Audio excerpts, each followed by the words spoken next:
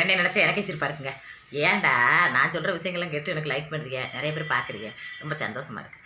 இது ஒரு அக்கா கேட்டிருந்தாங்க, எப்படி யூடியூப் சேனல் ஆரம்பித்து எப்படி உங்களுக்கு வியூஸ் போச்சு, எப்படி சம்பளம் வாங்குனீங்க, இந்த விவரத்தை விவரமாக சொல்லுங்கன்ட்டு. சரி சொல்லிவிடுவா, எல்லாருமே அதை முயற்சி பண்ணுறதாலும் பண்ணுங்க, ஏன்னு கேளுங்க. நான் யூடியூப் சேனல் ஆரம்பித்து பெருசாக சம்பாரிச்சு போடணும், நல்லா பிரபலமாயிடணும், மக்களுக்கெல்லாம் தெரிய வந்துடணும், அப்படி பேர் நம்மளோட போட்டால் செல்ஃபி எடுக்கணும்ப்பா அப்படின்லாம் ஆரம்பிக்கலைங்க. சும்மா குப்பை கணக்கிட்டால் வீட்டில் எந்த இதுவுமே தெரியாதுங்க, ஃபோனை பற்றியே தெரியாது, ஃபோனையும் எடுக்க மாட்டேன் பார்த்துக்குங்க. சும்மா ஃபோன் வந்தால் அலௌண்டுவேன், வாட்ஸ்அப்பில் ஸ்டேட்டஸ் சொந்தக்காரங்க வச்சாங்கடா பார்ப்பேன், இது மட்டும்தான் தெரியும், வேறு ஒன்றுமே தெரியாது. யூடியூப்பில் சப்ஸ்கிரைப் பண்ணுறது, லைக் பண்ணுறது, இதெல்லாம் இருக்குன்றதே விவரமே தெரியாது பார்த்துக்குங்க. நான் பாட்டுக்கு வடையை சுட, அதிரசத்தோட முறுக்க சுட, நான் பாட்டுக்கு எண்ணெயில் கிடந்து எண்ணெயாக வலிச்சு போய் சும்மா தெரிவேன். இதுதான் என் பொழப்பாக இருந்துச்சு. என் மகன் சின்ன பையன், அவன் 8ஆம் கிளாஸ் படிக்கிறேன், இப்போ 9 போகிறேன். அவன் பள்ளிக்கூடத்தில் படிக்கிறவன் எவனா 50 சப்ஸ்கிரைப் வச்சுருக்காங்க, 500 சப்ஸ்கிரைப் வச்சுருக்காங்க. அதனால் ஃப்ரெண்டுகிட்டலாம் பீத்து பண்ணுறாங்க.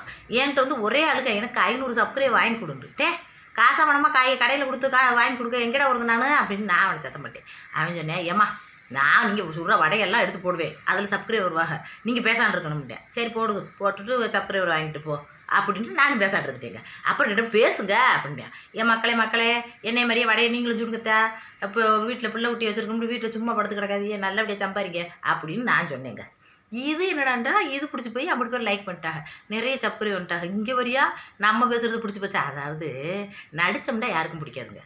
அதாவது இப்போ ஒரு கல்யாணத்துக்கு கூட்டி போகிறாரு எங்கள் வீட்டுக்கார ஃப்ரெண்டு கல்யாணத்துக்கு, இங்கே வரு வந்தவங்ககிட்ட மெதுவாக பேசணும் அப்படின்னு சொல்லுவார். நான் நல்லா இருக்கேன், நல்லா இருக்கோம், நீங்கள் நல்லா இருக்கீங்களா, நல்லா இருக்கு. பிள்ளைங்க எத்தனை? 3 பிள்ளைங்க. என்ன பிள்ளை பிடிக்குது? 8th standard, 6th standard, 4th standard அப்படின்னு பேசுவாங்க. அப்படி பேசுகிறப்ப எனக்கு கடுப்பாக வரும், எப்போ இந்த கல்யாணத்தை விட்டு போவோம் அப்படின்னே இருக்கும். ஏன்னா நம்ம இயல்பை மாற்றி பேசுகிறப்ப நம்மளை பிடிக்காதுங்க. அதே மாதிரி தான் இந்த யூடியூப் சேனல்லையும் நம்ம இயல்பை மாற்றி நடிக்கிறப்ப யாருக்குமே அதை பிடிக்காதுங்க. இயல்பாகவே நம்ம என்ன பேசுகிறோமோ அதை பேசிட்டோம்னா மக்களுக்கு ரொம்ப பிடிச்சி போயிருங்க. அப்படி தான் என்ன பிடிச்சி போச்சுன்னு நினைக்கிறேன்.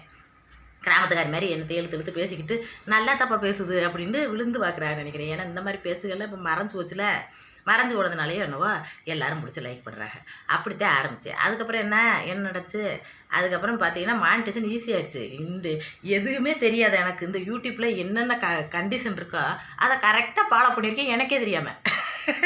உண்மையிலே எனக்கே தெரியாமல் அதை கரெக்டாக ஃபாலோ பண்ணியிருக்கேன்.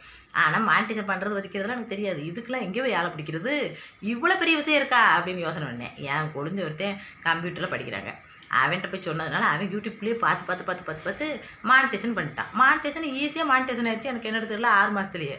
இங்கே ஒருப்பா 6 மாதத்துலேயே மானிட்டேஷன் ஆயிடுச்சு அப்படின்னு குதிச்சு வீடியோ அதோட சந்தோஷமாக போட்டோமுங்க. அதுக்கப்புறம் 6 மாதம் சென்று சம்பளம் ஏறிடுச்சுங்க. சம்பளம் எவ்வளோ?